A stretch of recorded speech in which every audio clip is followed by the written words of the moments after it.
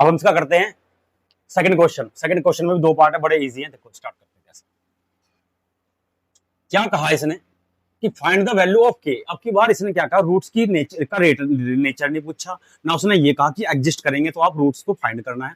इसने क्या कहा कि find the value of k of each of the following quadratic equation so that they have two equal roots. अब देखो उसने हमने क्या कहा, के की वैल्यू पूछी और उसने इस क्वेश्चन में नेचर बता दिया आपको।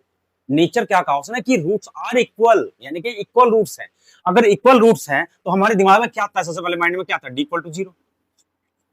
यार अभी तो हमने करा था कि अगर डी की वैल्यू जीरो होगी तो रूट्स इक्वल होंगे, अगर लेस देन होगी तो नो एग्जिस्ट नहीं करेंगे, कोई रूट्स ही नहीं होंगे, और अगर ग्रेटर देन हो जाएगा तो दो रूट्स यानी कि टू रूट्स क्या एग्जिस्ट करेंगे। बात समझ में आई। अब उसने कहा इक्वल है तो डी इक्वल टू, हमारे आंख दिमाग में तुरंत आ गया, क्या आ गया कि डी इक्वल टू जीरो का मतलब है रूट्स आर इक्वल। इक्वल का मतलब हो गया जीरो। अब डी तो इक्वल जीरो हो गया तो इसका मतलब क्या हुआ कि जो फॉर्मूलाज है वो डी इक्वल टू क्या आ गया, बी स्क्वायर माइनस फोर ए। ठीक है जी, तो ये जीरो हो जाएगा, तो जीरो इक्वल टू क्या आ जाएगा, बी स्क्वायर माइनस फोर ए। बात समझ में आई या नहीं आई। तो मैं ये काम करूंगा तो उससे कंपेयर करेंगे किससे, ए बी सी स्क्वायर से। किससे करेंगे, कंपेयर करेंगे। ठीक है जी, चलो कंपेयर करते हैं। तो ए की वैल्यू क्या आ जाएगी डायरेक्टली बताओ, ए की वैल्यू टू आ जाएगी, बी की वैल्यू बताओ क्या आ जाएगी, के आ जाएगी, और सी की वैल्यू बताओ क्या आ जाएगी, थ्री। ये एक बी सी की वैल्यू आ गई।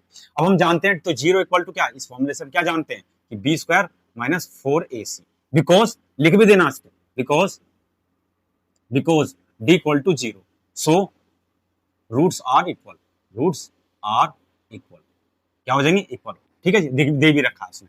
चलो जी, तो जीरो इक्वल टू बताओ क्या आ जाएगा, बी की वैल्यू बताओ क्या है, तो बी की वैल्यू होगी के, तो के का स्क्वायर माइनस फोर, ए की वैल्यू बताओ क्या है, ए की वैल्यू टू, और सी की वैल्यू बताओ क्या है, थ्री। चलो जी, तो के स्क्वायर ही रहेगा, इसे मल्टीप्लाई कर लो, 24 आ जाएगा, क्या आ जाएगा 24, तो 24 इसे धर ले आओ, तो 24 इक्वल टू के स्क्वायर। ठीक है जी, अब के की वैल्यू बताओ क्या आ जाएगी, अंडर रूट 24 इक्वल टू के।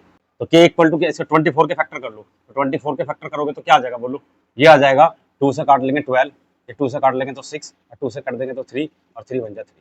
तो ये देखो इसका तो स्क्वायर बन जाएगा, इसका नहीं बनेगा, तो 6 रह जाएगा, तो आ जाएगा प्लस माइनस 2 रूट कितना 6 आंसर। ठीक है, इसके बाद तीसरा चौथा भाग देख लें।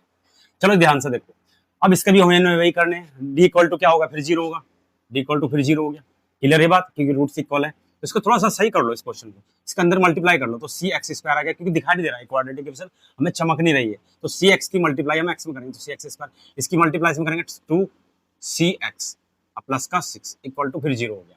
अब इसे कंपेयर करेंगे, ए बी सी की वैल्यू निकाल लेंगे। कैसे, ए की वैल्यू बताओ क्या आएगी, ए की वैल्यू आ जाएगी सी, बी की वैल्यू बताओ क्या आ जाएगी, बी की वैल्यू आ जाएगी माइनस का 2c। क्लियर होगी बात, और सी की वैल्यू क्या आ जाएगी 6।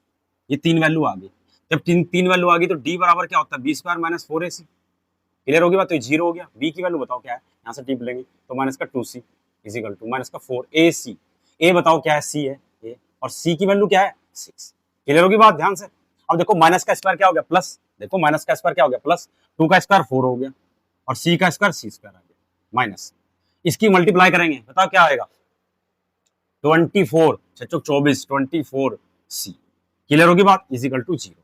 अब इसे धर ले आओ, इसे धर ले आओ, तो ध्यान से देखना आप, नहीं लाने की जरूरत नहीं, इसको ही कहीं सोल्व करेंगे। देखो ध्यान से, इन दोनों में क्या चीज कॉमन है, यानी कि 4 और c दोनों में कॉमन है, हाँ या नहीं।